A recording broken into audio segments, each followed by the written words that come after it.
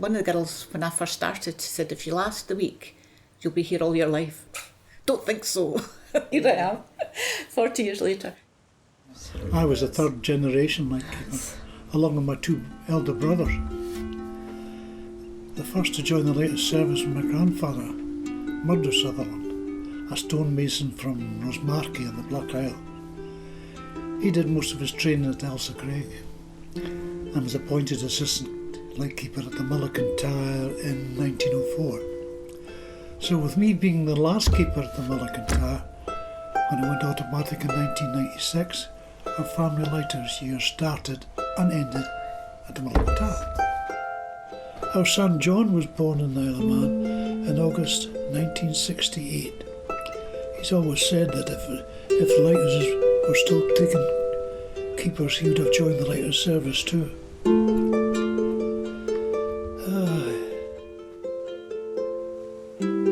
No, it was probably the best thing I ever did, becoming a lighthouse keeper. Saddest day, probably. It was really a sad day when it went automatic. You know, not just for me, I think most lighthouse keepers felt it.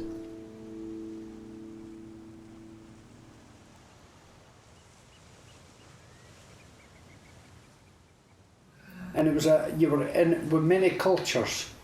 Like I was with a Fifer, a Hebridean guy from Barra, and a Glasgow man, and a guy from Arbroath.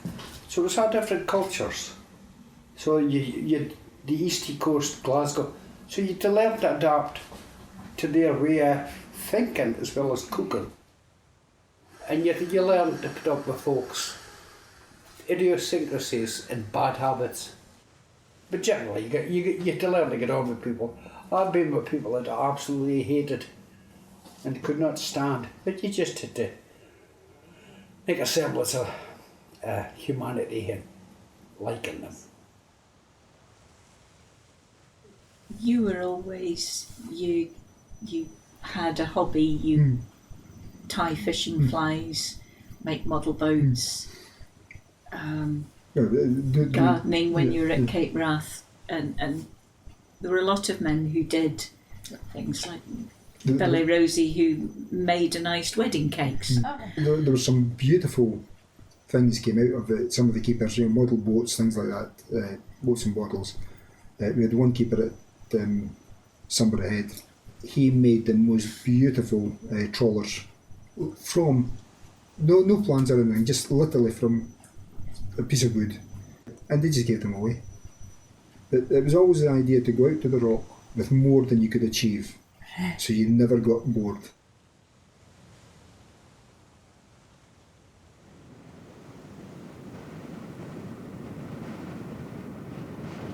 So you were working 6 days a week, Christmas, New Year, there was no bank holidays. And the weather was so horrendous up there, especially the wind, that sometimes there was one time we couldn't even get out of the house for about a week because of the ferocious winds. Our wee doggy, we had to lift the window to let the dog out to do its business. And then when it got blown away down into the gully, and I had to go away and tie a rope down around my waist and get down the gully to find it,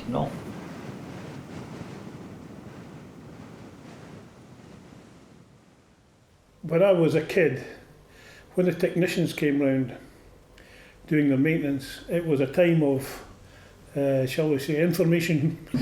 It was who was doing what, where, why, when, and who was getting shifted, and did anybody have any more family, and this, that, next thing. They were sort of like the technicians at one time were, shall we say, travelling information.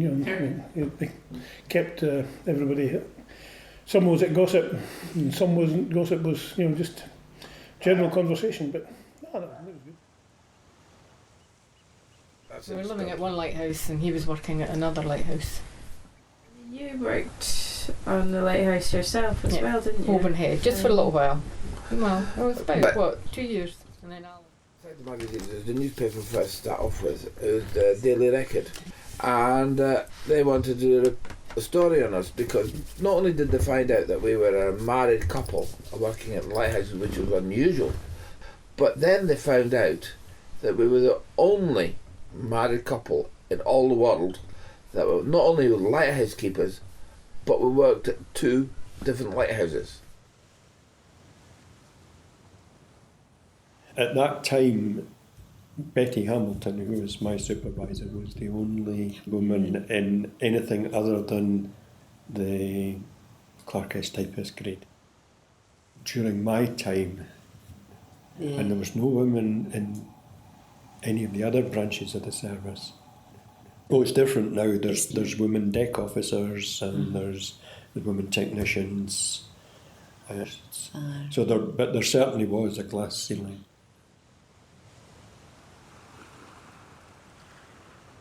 But by the time I had started in the 70s, it was nearly all helicopter release. There was very little boat landings. So you used to get the sort of horror tales from the old keepers about using the button, which was just a little rope with a wooden button on it, and you got on that in the launch, and then the keepers ashore had to pull like mad to get you up to the jetty, and if they felt like it, they just let it go slack so you landed in the water. I left Oban one morning for Skerry War, and I got back to Oban at 4 o'clock in the afternoon, having got no further than Iona, where we sat all day in the middle of snowstorms, gales, everything else. They decided that they would put a helicopter deck on the ships. When I think of it now, I was, as chief officer, I was the landing officer, and I got an A4 sheet of paper with the instructions how to land a helicopter and how the helicopter take off. At that time, that's all we got was the helicopter crew gave us a sheet of paper with the instructions, and from there on we more or less worked out what we did ourselves.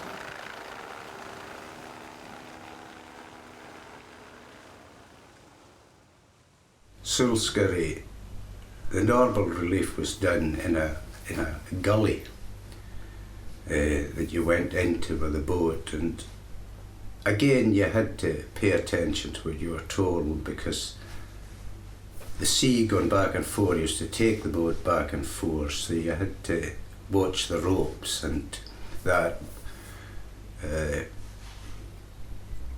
I think probably the conditions we worked in then, you wouldn't probably work in them now. You know, just with a swell and that. But we were doing it as safely as we could, and you were watching out for everybody, and you got on with it, and you enjoyed it, and you were glad when you were finished. I've absolutely no regrets whatsoever at the 40 odd years I gave.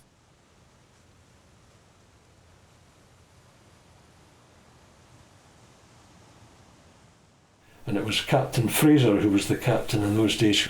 He drew up all the entrances to ports and things, because in those days the masters used to keep all these sort of records and pass it on to their successor, so that they were very familiar with approaches to various things around the coast.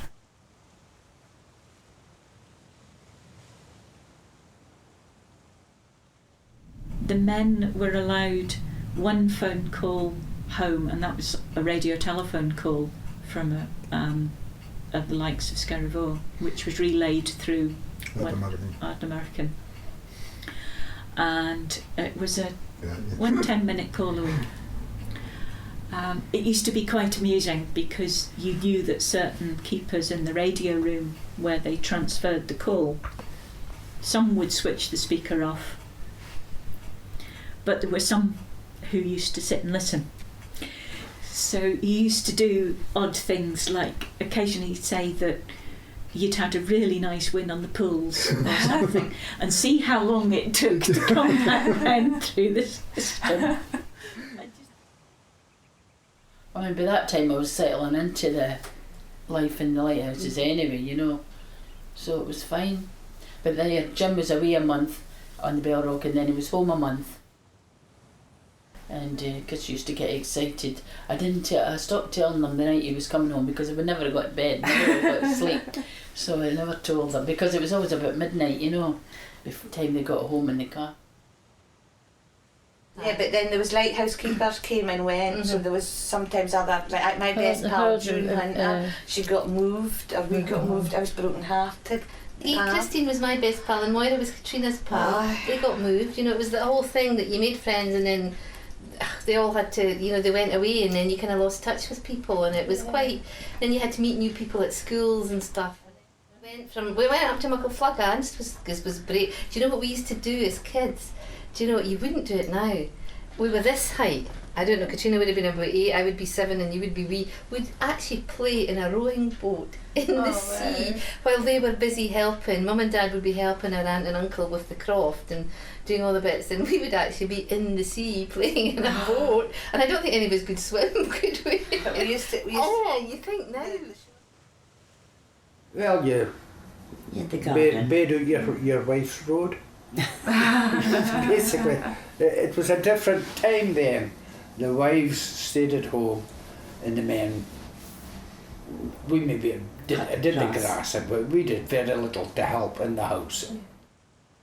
Half my lighthouse life was spent on rocks, 16 years. That's the secret of a long and happy marriage.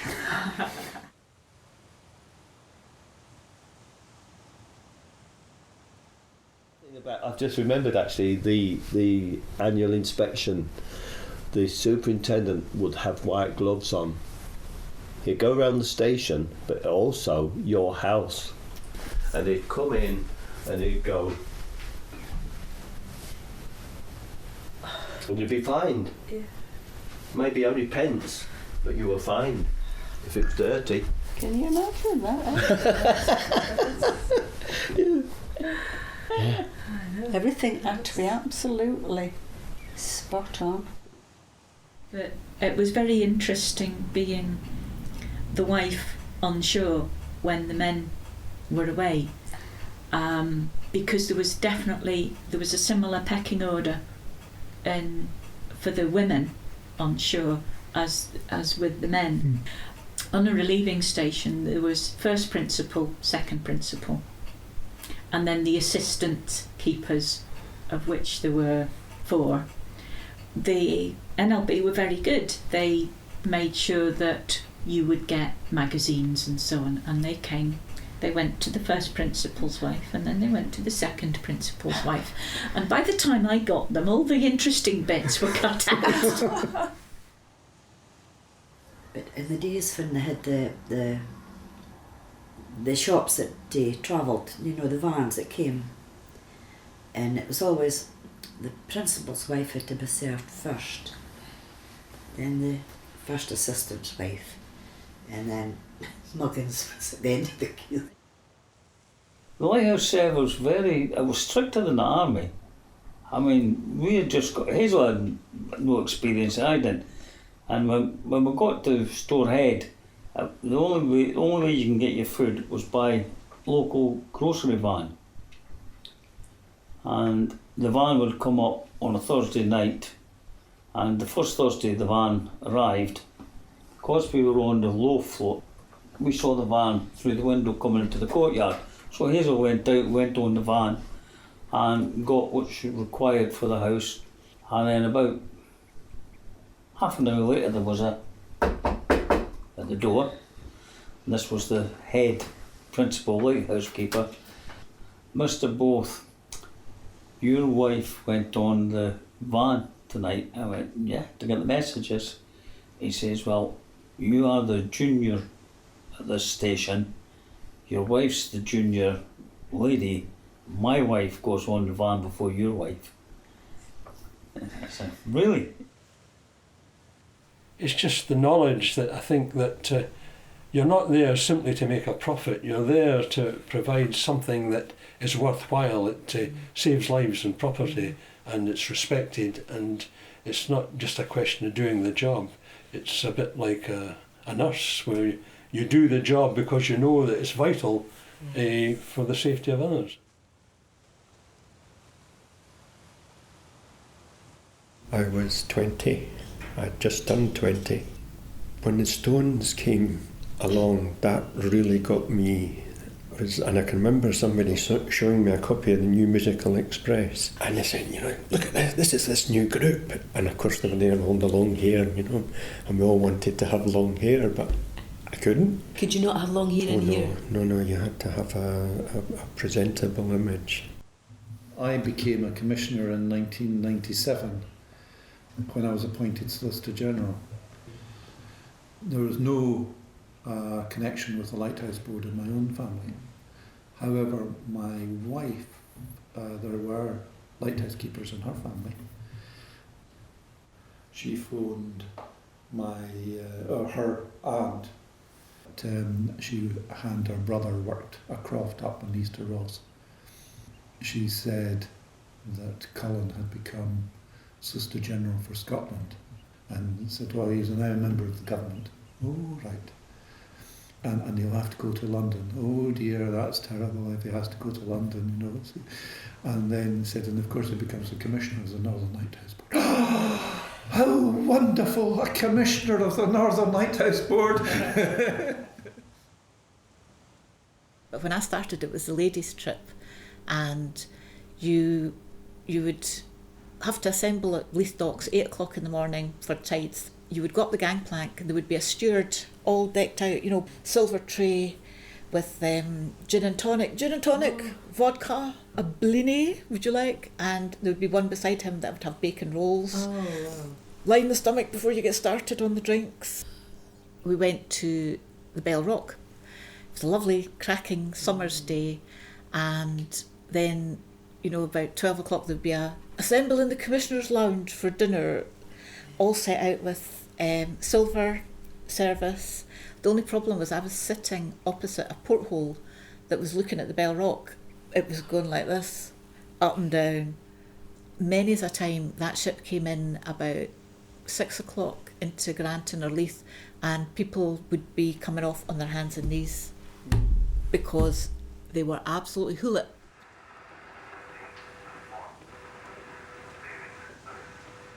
We were too busy to be frightened. We were too busy to sort things out, all of us trying to sort things out. You didn't have time to think about what might have happened until afterwards. One of the beauties was that we had experienced crews. They were very experienced crews. They'd all been there for a very, very long time.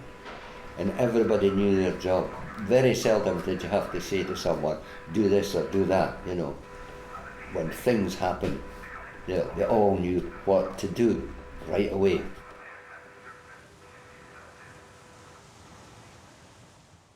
So I was actually the captain of the Pole Star when they demanned the Flannan Isles, and we were very lucky. It was absolutely perfect weather. It was flat, calm, beautiful sunshine and the rest of it, so we took the lightkeepers off, and that was them off for the last time. And then they had the closing down ceremony here in 1998. Yeah, was that was for the taking the last lightkeepers away. Yeah. And of course the patron, Princess Anne's patron. So she was there, right beside the walls. I kept thinking about these. Yeah, there's photos of them all standing around these exactly decks. Where that wave suddenly came gone. out. Yeah. That time ago. Yeah. Yeah, we came back that day after all these storms, and we looked down and we could see the waves higher than the lighthouse that day, with the white spume. Right.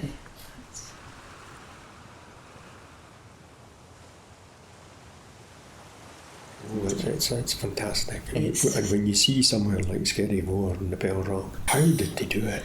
I mean, Bell Rock is just a reef, and it's completely covered by the sea twice every 24 hours.